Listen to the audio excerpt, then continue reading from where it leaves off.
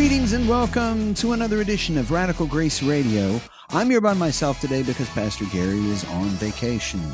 He's taking a little bit of a long trip. He's earned it. So, and besides which, he filled in for me one time when I was sick. It's not quite the same as a vacation, but, you know, he filled in.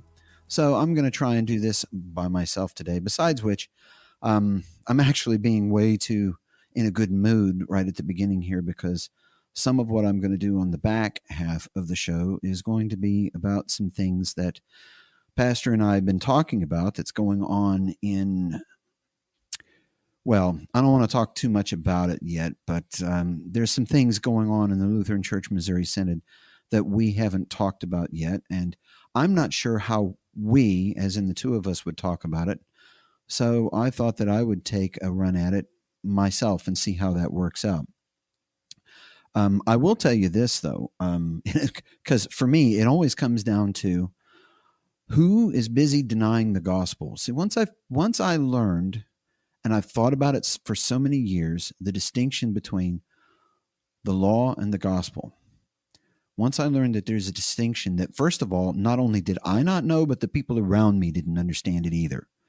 And there are people out there in our synod who apparently do not understand it either.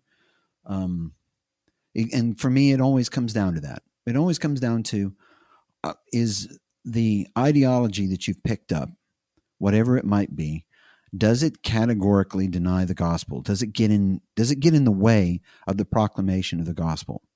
Is it something that attacks my ears and makes me go, oh, well, maybe I had this wrong?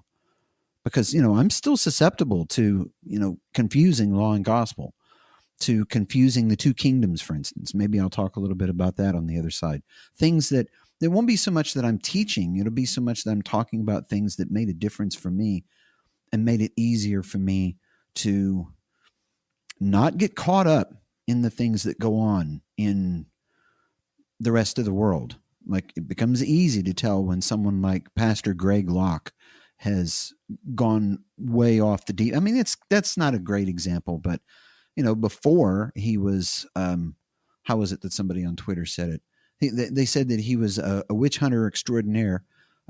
Before he went that far off the deep end, he was just another guy who regularly confused the law and the gospel.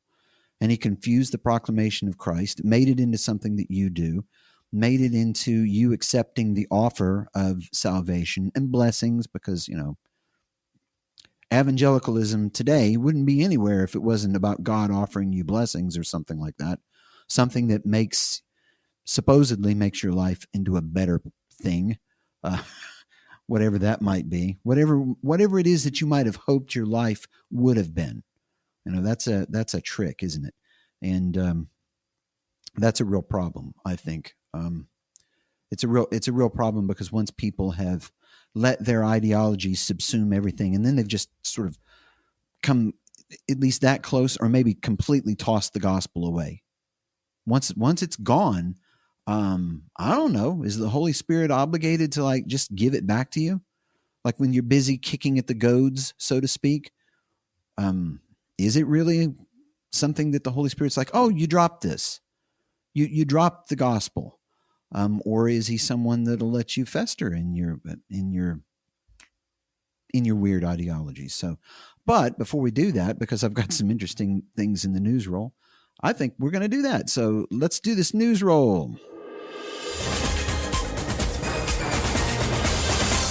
Some good ones for me. I mean, it's talking about confusing law and gospel. Okay, so Taqueria Garibaldi Incorporated, the operator of a Mexican restaurant in Sacramento, California, has settled a case involving workplace retaliation and violations of the Fair Labor Standards Act, the FLSA.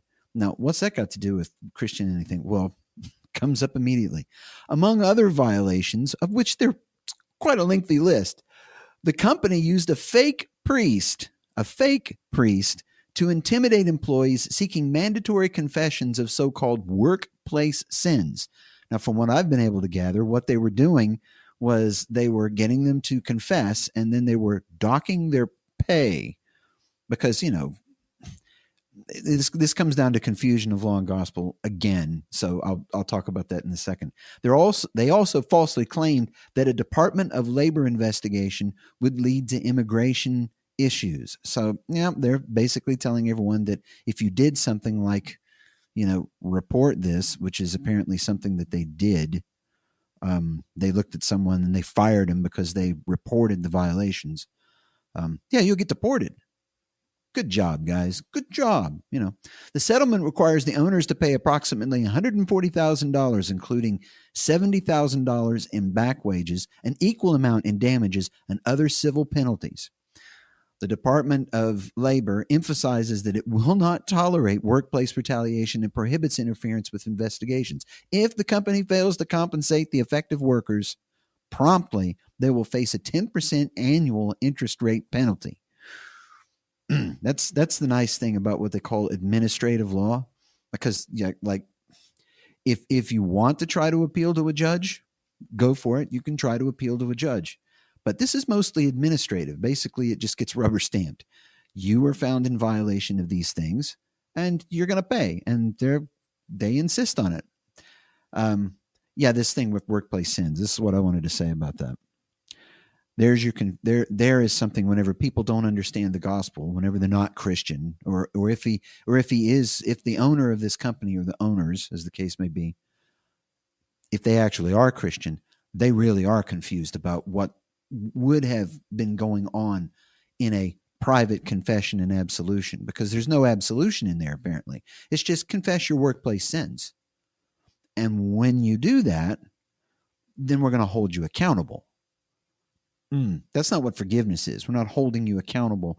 We're forgiving you your sins in the name of the Father and the Son and the Holy Spirit. In Jesus' name. Jesus says that you're forgiven for his sake, not for anything else. And so these guys are using a fake priest, to intimidate people. Great. Now, the number 4 story this week. Now, this was interesting. AI church. Okay, well, AI in the church. So, and it matters because the Experimental Lutheran Church, I guess that's what it's called. Well, it isn't. I'm reading this wrong. And they even wrote this, and I'm reading it wrong. The Experimental Lutheran Church service in Fürth, Germany, introduced artificial intelligence in the worship setting. The service, primarily generated by ChatGPT and a theologian, so apparently there was some human hands involved in this, featured an AI avatar delivering the sermon, prayers, and music. While some attendees found the AI-generated content intriguing and saw potential benefits in accessibility and inclusivity, others expressed dissatisfaction due to the lack of emotional connection, human-like interaction, and a monotonous delivery. So imagine that it's talking to you this way, probably sounding like most evangelicals sound on the radio when they're talking to you this way, reading to you the scripture reading for this week. Yeah, I can imagine what it could have sounded like. While integrating AI in religious contexts offers opportunities for pastors to enhance their work, concerns have been raised regarding the potential issues of AI to spread a single opinion or the ease of which AI can deceive humans. See, there's an interesting thing that goes on there.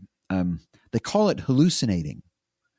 So when you're interacting with ChatGPT and you say, write for me a paragraph about Lucille Ball, and it starts mentioning Anwar Sadat in the middle of it, that's because that kind of thing's happened. That's the AI hallucinating. It thinks that these two things are somehow related. Now, of course, someone's going to Google that, and they're going to find out that somehow or other there is a 7 degrees of Kevin Bacon between the two of them. And yeah, okay, you could be.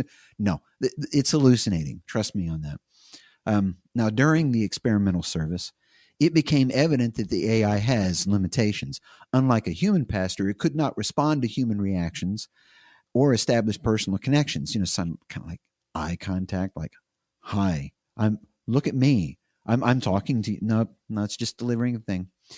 Attendees also expressed concern about the AI's ability to potentially spread a single opinion. Oh, there I am doing the same thing again, almost reading exactly the same the exact same passage.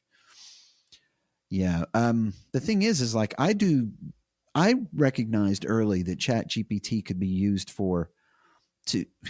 we would all love to have an AI assistant of some type, an assistant, someone that if what I do is I say, can you extract some bullet points from this text that I just wrote? So I write a bunch of gobbledygook, or I make a bunch of notes, and I can get it to organize them. I can get him to organize my notes. I've typed it all into the thing, and now it's like, make sense of that for me. So it'll organize it, organize the information chronologically, or organize it by topic. It's good for stuff like that. It's not good whenever you say, write for me a 10-page essay. I know people have said that, it's really good at doing some stuff like that. But if you're really critical about writing, about how things should be written, if you not just like, oh, the grammar's perfect, and it does sort of sound like someone's particular voice. Yeah, it's not always great. So yeah, that's a problem. So the number 3 story, Saddleback Church gets expelled. It's what actually happened is this: the Southern Baptist Convention upheld a removal of Saddleback Church from the denomination because the church allows women to serve as a teaching pastor. At the SBC annual meeting, yes, I know that happened a while back, but it's got to be talked about. There was a vote to expel Saddleback Church officially, which received significant support from the majority of messengers. That's what they call them, messengers in the thing. Now, also, Fern Creek Baptist Church and Freedom Church were disfellowshipped for different reasons, such as their varying interpretations of the Baptist faith and message statement, which limits the pastoral office to men. So, yeah, there's a little bit of stuff going on there. And while Saddleback Church appealed the decision, highlighting the importance of embracing the diversity of belief in the SBC, others emphasized the biblical commitment to the SBC's understanding of Scripture, which means no women in the pulpit. Now, that's not my opinion. That's what they say. This is what they intend to be their doctrine. That's what they're doing. I was a Baptist once upon a time, years and years ago. But of course, back then nobody really thought about it. But there were a lot of, I guess you could call Baptist. That's what they called them, Baptist distinctives.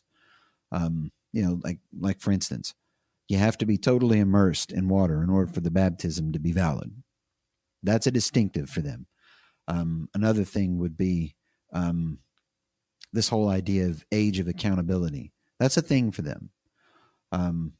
There's a whole bunch of distinctives. A bunch of them don't make any sense to me anymore because I'm a Lutheran. But it's what they do. And apparently the majority of them, at least the majority of the messengers that have been, the messengers are duly elected to do their thing whenever they go to those conventions. So I'm assuming that the people there are representative of what the congregations want.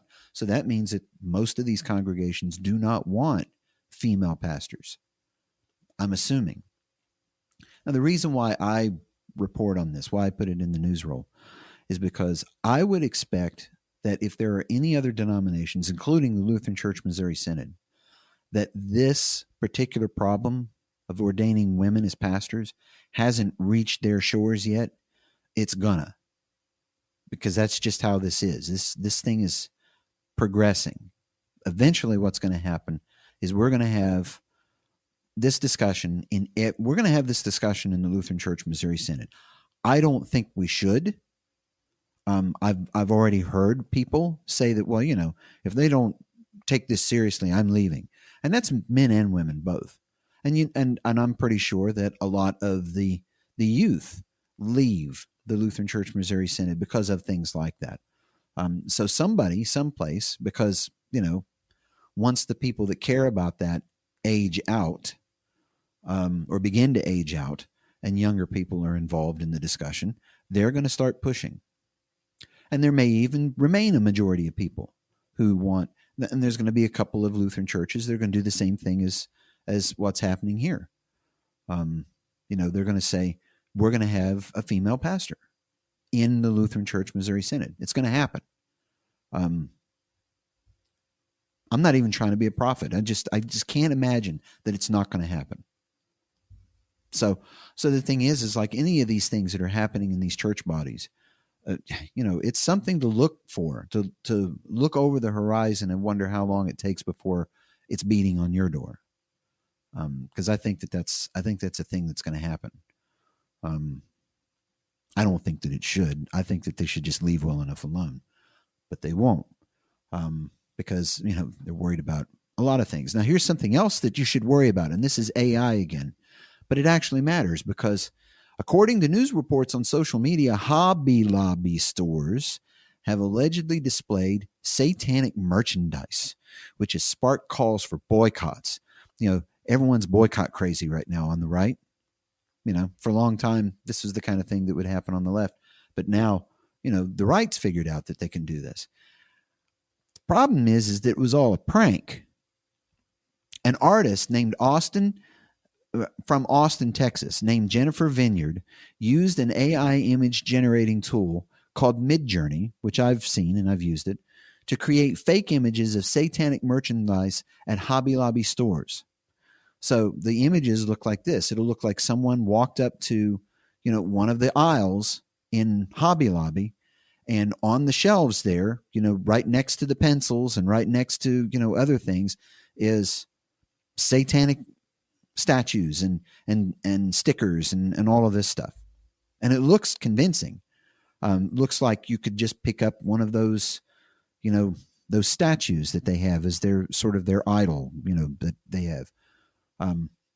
But it's not really there. It's generated by an AI photo image generator. It's called Midjourney. It's out there. If you haven't tried it, it's a thing. Despite her humorous intention, she didn't mean for this to turn into a problem.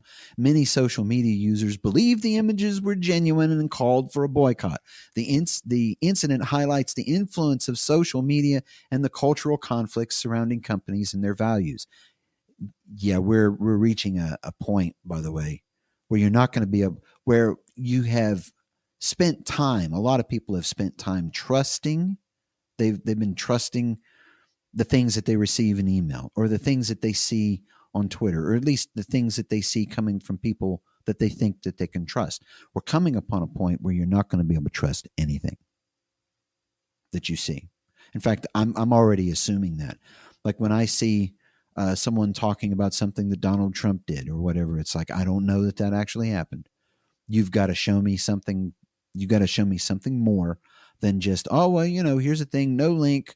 I'm going to say that this thing happened and a bunch of people are just going to, because human beings do that. They tend to just believe, especially if it fills their, their preconceived notions of whatever the subject matter is.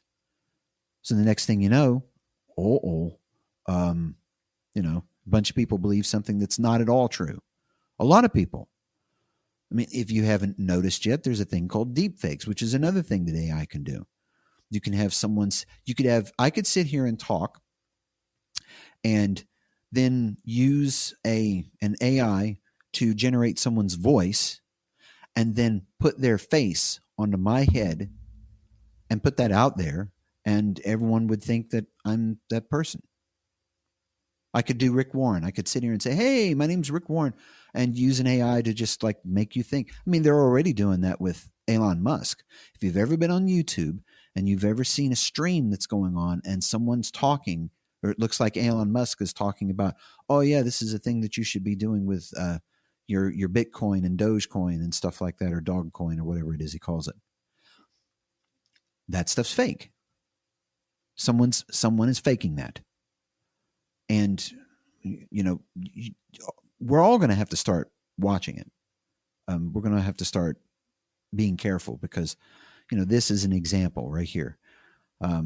Vineyard was surprised by the prank's reach. And that's the thing is like, somebody can get these things and then cause it to propagate through bots.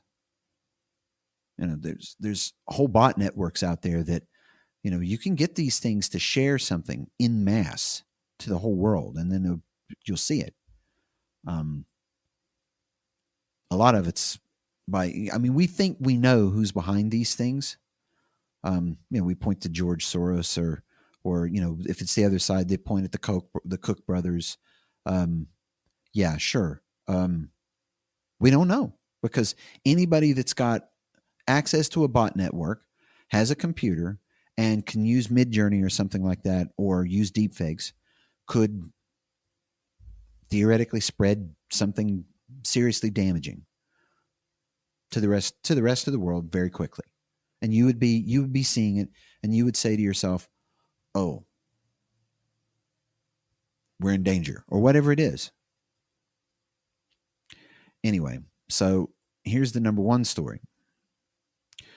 And this is sort of sad. Okay, so in a recent episode of the popular game show Jeopardy, there was a stir amongst viewers due to a Bible-related question. And in one instance, all three contestants could not complete the line from Jesus' renowned model prayer. This is the way they wrote it. In other words, the Lord's Prayer. So host Miam Bialik had to provide the missing answer. Hallowed be thy name. So basically it comes this way. The incident sparked surprise and discussion, with fans questioning the contestants' unfamiliarity with the well-known biblical passage. So the way it works is she asks the questions. She puts out things like, well, in this case, what is Palestine? And not in this case, but in a different case. We'll talk about that in a second. So she just asks the question, and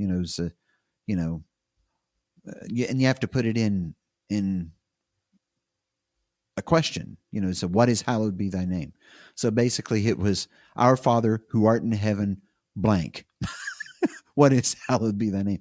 And they just sat there. Silence. Nobody even buzzed and tried to get it. Just guess. Just take a wild guess. So the sound beep beep, and then she said, hallowed be thy name. And the weird part is that, I don't know how Jewish she is anymore, but Miam Bialik is, known for, listen to her name. She knows it. And it's kind of sad, because, there was another controversy in 2020. I missed this one. I wished I hadn't. They faced criticism for a clue regarding the birthplace of Jesus. The question referred to the Church of the Nativity, constructed in the 300s AD. Contestant Katie Needle answered, what is Palestine? But the judges rejected her response, and fellow contestant Jack McGuire responded, what is Israel? Which was deemed correct. But the controversy led to debates over, the region's historical context and its renaming to Palestine under Roman rule in the 2nd century AD. So technically she was correct. So, but the thing is this is an example of the judges didn't know. They said Israel, I guess because, that's what it is today, right? Or do we even know? You've got Google. Years ago, Deep Blue had access to Google and the entire internet when it beat all those Jeopardy people, all those contestants. It beat all of them. And they said, well, why can't you do that? You could at least try. I'm sure there's at least a Wikipedia article with a little bit of truth in it. That part's probably correct, So anyway, without, going too far into it, that's this week's Christian News Roll. Let me drop this in there.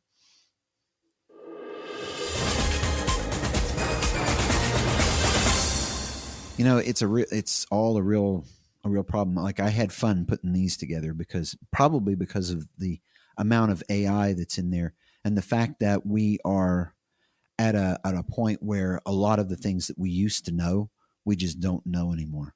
I know people now from work and from other places. After I left where I worked for years, I worked in retail. Now I work in a non-emergency medical transport company. And so I've actually met a lot of different people who are in all sorts of different domains of the medical profession, and also people who have to partake of it. So I've had people in the cars, in the vehicles, taking them home, taking them to doctor's appointments, things like that. And as a general rule, you don't ask them about religion, but there might be something on the radio. And then they start talking about something that sounds like it's related to it at first, but it has nothing to do with it. Now, I don't want to get too into detail about what because sometimes it's people are just confused. So I'm not going to like call out any given individual, but there are people out there that, they call themselves Christian, and what they've done is they've read part of the New Testament and they haven't read the Old Testament yet. And I can tell, for instance, how far into the Bible a lot of people have read, especially atheists, because they'll typically stop at Joshua. They'll swear that they've read the entire Bible, but they'll stop at Joshua. Maybe they actually have read the New Testament, but they'll stop there because that's particularly egregious, smashing babies against rocks and things like that. They're just absolutely appalled. And I said, you know what? I know exactly where you stopped, because trust me, there's much worse stuff coming that would offend your modern sensibilities. There's much worse stuff. And people haven't read it. They haven't had it, jar them, which maybe it does, because in today, one of the questions that's out there today is, have we gone up too far along this societal path, and, it's just not good. Like, there's a saying that people tell each other. You can hear them say, you need to get out and touch grass. They'll say that. You need to get out and touch grass. Because maybe you haven't touched it in a while. Maybe you haven't walked through it barefoot ever. Maybe because I remember doing that. I could walk. Okay, I shouldn't brag like this, but I could walk across gravel in my bare feet when I was a little kid. To some extent, I could walk across hot stuff. But if it got particularly hot sand, I couldn't do that. But yeah, that's a saying, because people are worried about. Some people are worried about, did we go too far up a certain path and get lost, and now we've lost our way. I think it's a good question, because things have changed so much just since I was a kid. Like when I think about running around outside in rural Ohio, far enough away to where I can't see the house, and there aren't any other houses. There aren't any. I'm either way up the hill up in front of the house, or I'm down in the field. And because it's summertime, the trees have leaves on them, so you can't see the house up on the hill. So I'm down in the field and I'm running around, and I know exactly how to get back. In fact, I thought that it was really funny that I had my cousins visit, and I got them lost. I wasn't lost, but they sure were. They didn't know. They couldn't figure out where Grandma's house was. They couldn't figure out where our house was. And all I was doing was like, they wanted to go out and find out what all of the hillsides and all of that. They wanted to do that. And then they started losing it because they lived in the city. They lived in Mesa, Arizona. And they were lost. They couldn't see where the house was. And, I knew exactly where it was, but I was being mean to him. I don't know where the house is. Maybe I could find. I know I was, as in a point of confession. This is what I was doing, but I brought him back. And the best part was when my uncle asked them, so did you have a good time? And they were going, well, Matthew took us out and got us lost, and we didn't know what we were doing, and we couldn't find our way. And he goes, oh, so you enjoyed it. Because I think he was hoping that they would get lost and find out that, like, what it's like to live, because he grew up in that area. Find out what it was like to live out there, to learn to touch grass, and things have changed so much that, like, the most grass that I have is like, around where I live is like nothing compared to just even the grass that was in the front lawn of our house. There's not even that much grass out there. It's something else. And so maybe we have, because now AI can lie to us. and whale Google and all of them are AI enabled, and you're asking Google, and instead of showing you results, it'll tell you what it found. It'll write it out for you, and you can read it, or maybe it'll even say it to you. Whenever you ask the question like, where was the Church of the Nativity built? Or tell me about the Church of the Nativity. And then it'll start saying to you, speaking to you like it's a real person. And then you have to ask yourself, is it real? Is that real information? Maybe I need to get out and touch grass.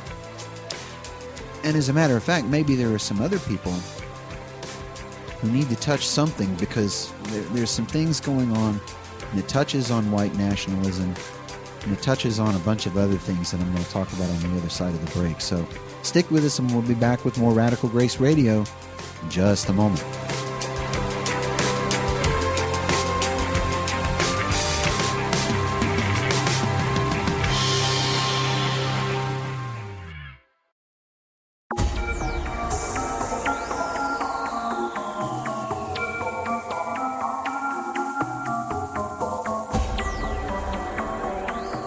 Welcome back to Radical Grace Radio.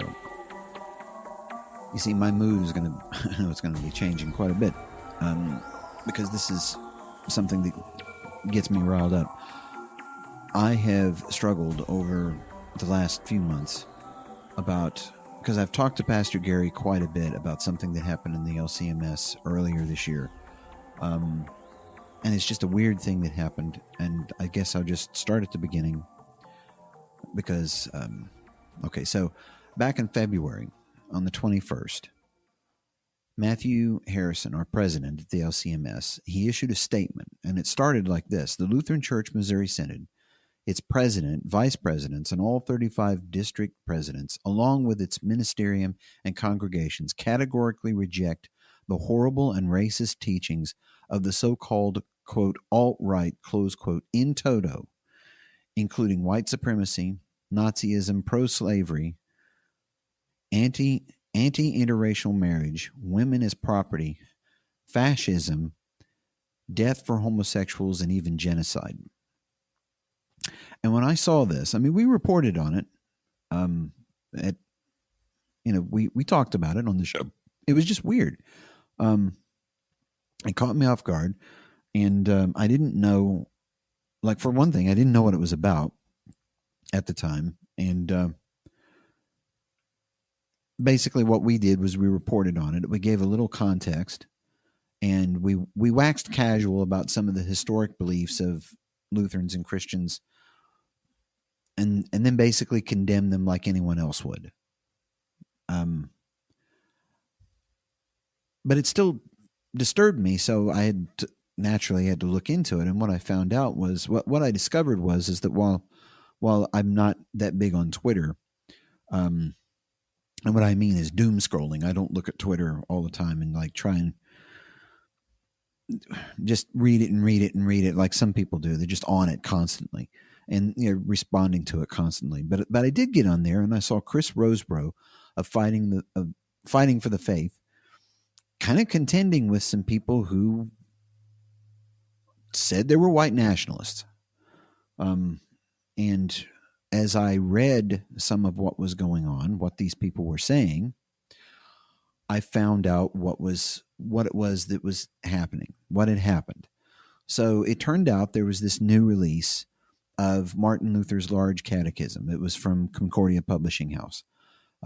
It went through doctrinal review like all the rest of their stuff does, because they can't.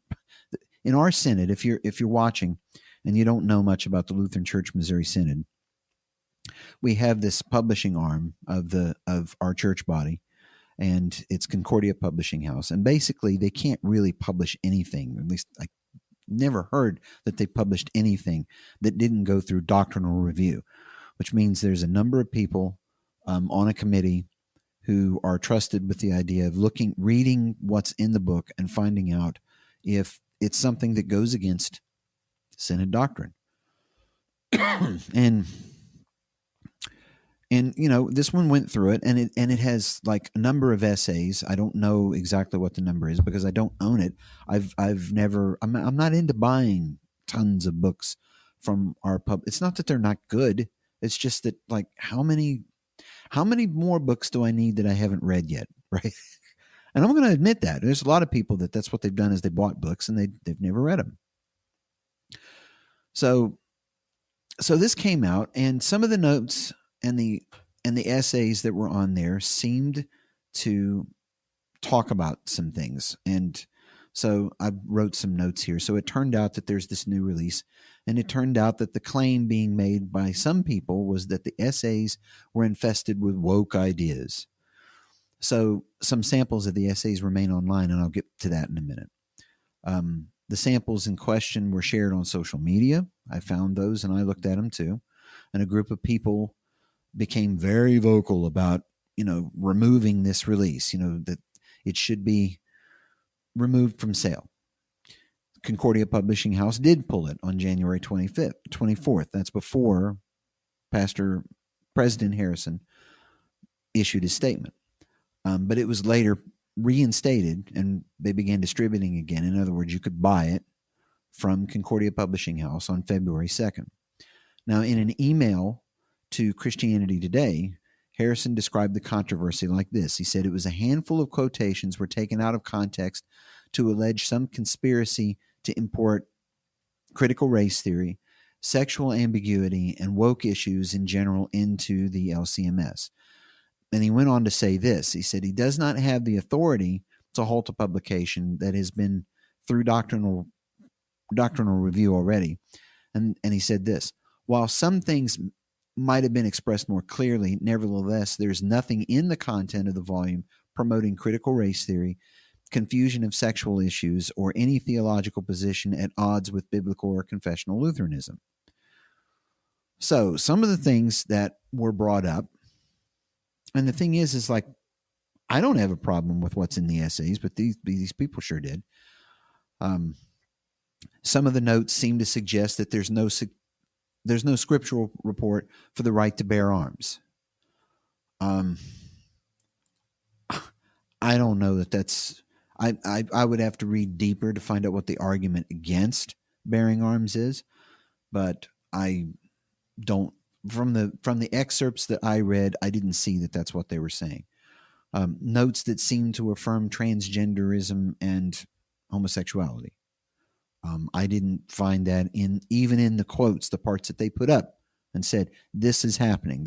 Here it is. Here's the evidence. We brought receipts. I didn't see that.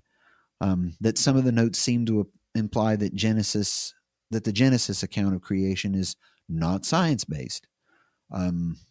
I had trouble trying to express that whenever I was making my notes, because it's like, I don't know that I don't know. I don't have a personal opinion about whether or not there's science being expressed in the book of Genesis, in the first chapter of Genesis, for instance. I'm not sure that the Synod has an official position on it, but they took issue with it. That some of the essays push critical race theory. I didn't see that in the excerpts that they put personally. Now, I'm not contending against them. I'm just saying that I didn't see it. So the essays, and some of them seem to be all about social justice. Okay, so there's that. So now I could be naming names, but I'm not going to yet, because you might not think that, okay, it sounds like, someone's just picking things in the book and complaining about it. Maybe they're even complaining about it online. And the thing is like, Christians do this all the time. They'll see something in a book and they'll complain about it and they'll talk to each other about it for a long time. Fine. I get it. That's a thing that they do. However, okay, so the first person that brought this out, and here's the thing, is like, he considers himself the world's first fully doxed anon. Now, anon meaning anonymous, as in an anonymous Twitter user, except that he wasn't, or at least that's what he claims. And it turns out that it looks like this is his real name, Ryan turnip seed. Look, my name's Pancake. Okay, so I'll accept turnip seed. And he originally put all this stuff on Twitter, and he said that he seems to stand for a lot of different things, but he's sort of quiet about it. But then comes the white nationalists. Now, here's the thing: is like, let's start with Cory Muller. And the reason is because his positions and the trouble that he caused got him excommunicated, and that is really rare in our church body. That's you just don't hear about it. But in this case, because it wound up in view of our Synod president, that became an issue. He became an issue. See, according to his Twitter bio and his followers, so let me just like say this for a second.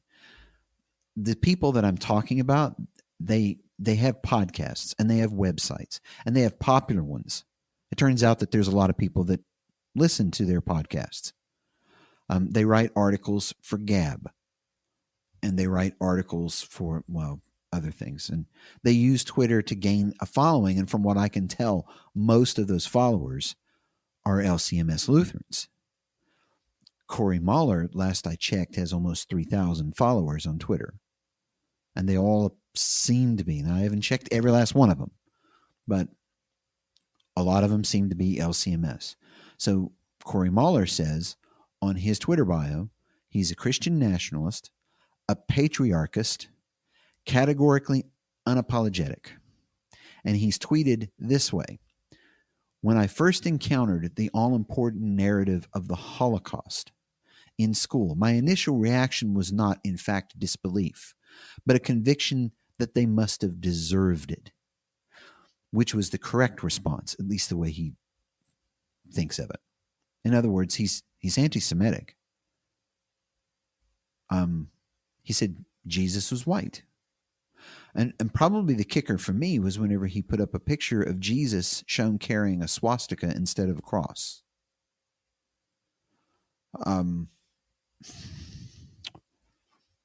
So there's a lot of this stuff going on, and I'm trying not to get hot about it, because for real, that I would have thought that we'd gotten past this. I mean, in all seriousness, if these are the things that Cory Muller has said that he would like to see happen again. He would like to see black people back in slavery, because he takes the things that Martin Luther and C.F.W. Walther have said and written, and he says that's what we should be about, and we should follow that, because they were pro-slavery, and they had things. Luther had things to say about the Jews and so forth, and and he says that that's what Lutheranism should be. Now, I said at the beginning of the show, it's a categoric denial of the gospel. What are you doing? Why are you doing it? Like, you want to be white nationalist. Okay, so there's one nation in the Great Commission, right? Go and make disciples of white nations, Jesus said, I guess. I mean, this isn't even like a confusion of the gospel. It's like, this is what you were told to do. Go and make disciples of all nations. And weirdly enough, that was all the nations. There's not an exclusionary. There's not a negative prompt in that. If you want to know what a negative prompt is, that's whenever you're telling an AI to do something and then you put a negative in there that says you don't want these things. There's no negative in there. It says all nations. So that means he's in the way of the proclamation of the gospel to people because of what? Because I don't understand it. I mean, we've seen a lot of people go nuts over the last 3 years. Now, we've been seeing it before, but we've seen a lot of people have issues. Like, if I was going to use the language, they have mental illness or something like that. But I can't figure out how we get back to a point where this is what's being spread, and it's in our church. It's in our churches. And from the research that I've done, so you can go on Reddit and you can find subreddits that are devoted to things like why I left certain church bodies. And there's a subreddit in there for why I left the Lutheran Church Missouri Synod. And a lot of people who are aware of this that's going on, and I wouldn't put it past them to be making up stories. But if what you do is you say that I learned this from school teachers, I learned about anti-Semitism from them, not because they were teaching me about how wrong it was, but because they held those views. And I am surprised that this is a thing, because I would have thought that we got past this. But we are not. And I expect it from certain cultures, like Muslims have no problem saying how much they hate the Jews. They have no problem with that. I would not have expected it from somebody in my church body or anybody. And for it to be thousands of people across various congregations. And that makes me wonder who in any given congregation might be the quiet one who just silently agrees. And that'll be the person that goes along with it. Whenever someone starts saying, yeah, this should be the thing. So he tweets that way. He is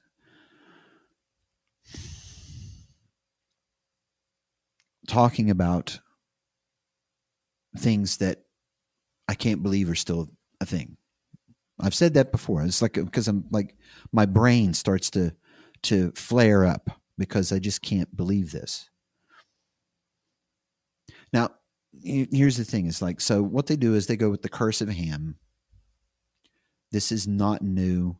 This was, as far as I can tell, promulgated over the years from way back. There's no way to it doesn't hold water for 5 minutes, because it says, okay, so there's a curse that's bigger than the curse of Adam. And for some reason, it's something that can't be atoned for. It can't be, redemption is not part of the equation here. You're just cursed. So you're a slave. Excuse me? I don't buy that. I mean, when an Ethiopian, a eunuch at that, is somebody that can hear the gospel, and somebody, by the way, who is reading Old Testament scripture, can have an encounter with an apostle, and that is their salvation comes to this person. Now, I'm sure that what they'll do is they'll say, well, of course you can have salvation, because here's what they would say. They'd say, I don't have any problem with a Jew who, converts and becomes a Christian. It's like, oh, okay. So in other words, there's a condition on them getting to live, because some of the things that I've seen said calls for some of the people that I got into a discussion with, because I was just genuinely interested in what it was that they were trying to say, find out, is there anything in there, or are they just not good at expressing themselves? But it started to come back to who should die. And I said, well, who should die first? And basically because, if you want these things, if you want a white ethno state, if you want there to be slavery again, if you actually want these things, you can't just get that peacefully. You're going to have to go to war. So who are you going to murder first? And one of them came back and said, you can only murder a human being. I'm not kidding you. This is what someone said. You can only murder a human being. Now, if you're hearing that and you don't realize what that implies, because I dug, I was like, so who are you saying isn't human? Well, to them, apparently Jews are not human. Blacks are not human. Something, a bunch of other things. Basically, if you're not white, you're not human. What? Excuse me, what? I don't have anything to react to because I don't want to play it back. Like, I don't want to pull up their podcasts and hear what it is that they have to say because I've already seen what it is that they have to say. And it's horrendous. I don't know how even anymore. I mean, at first, because there are lots of white nationalists out there. I've run into them on Facebook. I've run into them in real life. Like, they're out there. They're out there. I mean, I've heard people speak out in public these days, and they're I don't know what they're doing. I don't know what they think they're doing, what they think they're saying, or what they think that they're going to accomplish, or how they're going to accomplish it. Because the only way that they can have what they want is by going to war, through violence. It's the only way they're going to do it. Setting the captives free apparently is not a thing that they care about. The gospel itself. I mean, remember on the other side of the break, see, we've got the guy that puts in the fake priest so that he can trick his employees into giving confession to their workplace sins. It's like, so he probably has a better understanding of the gospel, which is almost no understanding, probably, than these guys do. I mean, seriously. I mean, Jesus is working with Jews to bring, who by the way, they don't have a name for Christian yet. They're just people who have accepted Christ as Messiah. Otherwise, they're basically still Jewish, ethnic Jews, which is the whole point that they're making here, is there's some sort of genetic something or other that goes on in Jews that makes them not human, that in blacks as well, that makes them not human. This is how they talk. I don't even know what to make of that. Have they not known other people? Have they not known other people? And the thing is like, you know, people of color. I hate that thing because what's the difference between people of color and colored people? What's the difference? But this is how they talk. It's not enough for them to say, hey, you know what? There's this weird thing going on over here, because I just find it egregious. I mean, it hasn't been that long ago that Schindler's List was a thing. And this is a thing that, like, you can see that there were normal people who were caught up in all of this destruction. What? It hasn't, that hasn't been that long ago. You're talking the 30s and the 40s that this was happening. And if you go back far enough, you find that there was slavery. And we said enough of that. There were Christians that heard the gospel long enough and comprehensively enough to realize that setting the captives free is a real thing. It's a thing. So, and besides which, you know, there are a lot of scholars that say that slavery probably would have ended on its own, because you realize that it's a lot cheaper to hire people than it is to keep people. Like, you have to house them and you have to feed them. And there's just all sort of practical reasons why slavery would have ended even if we hadn't had a war. But the deal is that there are people out there all around the world that, oh no, they'd just as soon enslave someone. Why? Why? And they kind of want to bring that back. They want to bring segregation back. They want to bring a lot of different things back. And I'm not crazy. See, at this point, you might be wondering, oh, wow, Matthew's bitten into all this. No, I'm not woke at all. I have worried for years, although I just didn't believe that it's possible for people to start saying, hey, we should inter people. We should round them up and put them in camps. There are people that like there was a trending on Twitter not too long ago, hashtag gulags, because there were people talking about, we should round up the MAGA types and put them in gulags for their own safety, for their own good.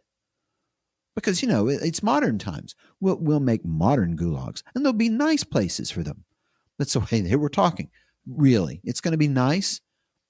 Apparently, you do not know what a gulag is. You don't know what an internment camp is. And you also don't seem to know what sin is, because, they constantly put that off on someone else. I mean, they're awful people, but we're not. We're the nice ones, right? No.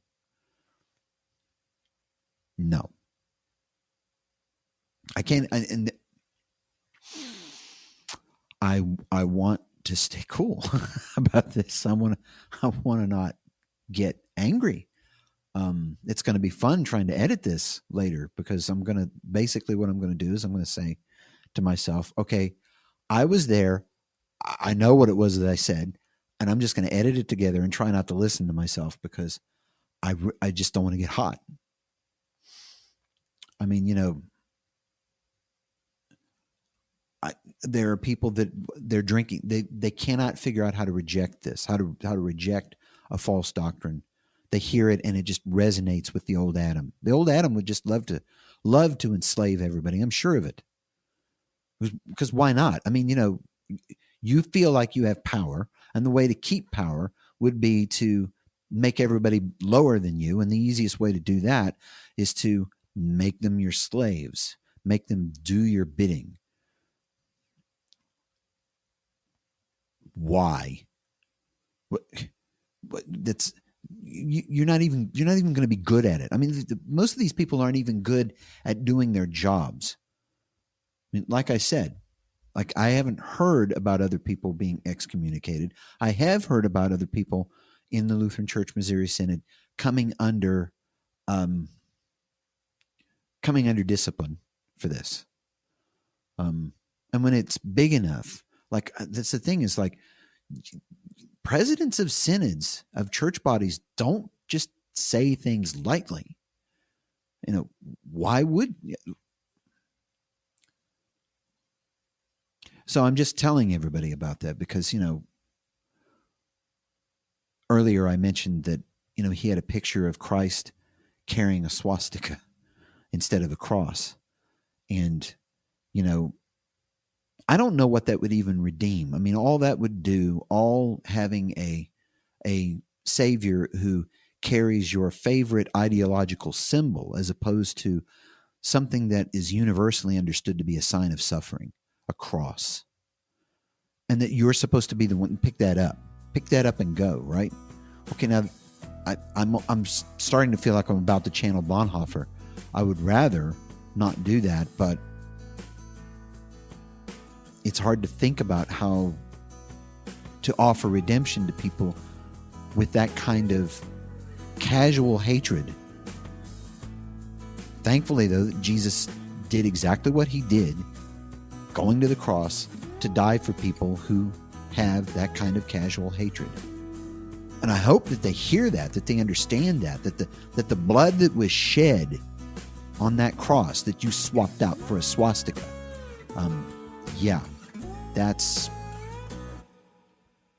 take it seriously. Thanks for listening, and may God bless your day.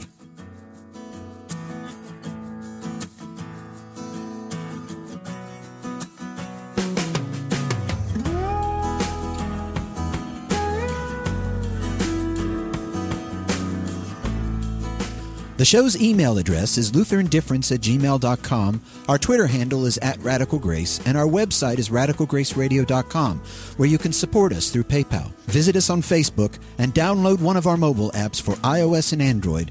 Thank you for listening to Radical Grace Radio, and may God bless your day.